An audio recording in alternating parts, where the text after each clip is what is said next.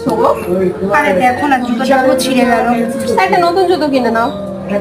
এখন আর কিনবো না গো, চলে যাবে জুতোটা, এখন অনেকটাই ঠিক আছে, অসুবিধা হবে না গো।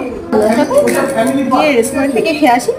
না গো, আমি যাবো না, আমার শরীরটা খুব একটা ভালো না। অনেকদিন হয়ে গেল, এই জামাটা চেঞ্জ করো এবার।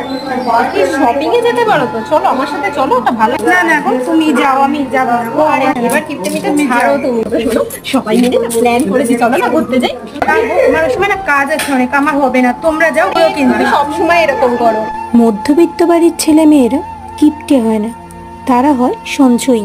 বাড়তি টাকা খরচ করার আগে তাদেরকে অনেক হিসেব নিকেশ করতে হয়।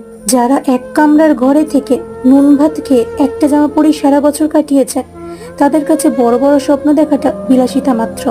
তাও তারা স্বপ্ন দেখে, আর এই স্বপ্নগুলোকে বাস্তবিত করার জন্য তারা প্রতিনিয়ত কতই না স্ট্রাগল আর স্যাক্রিফাইস করে চলেছে।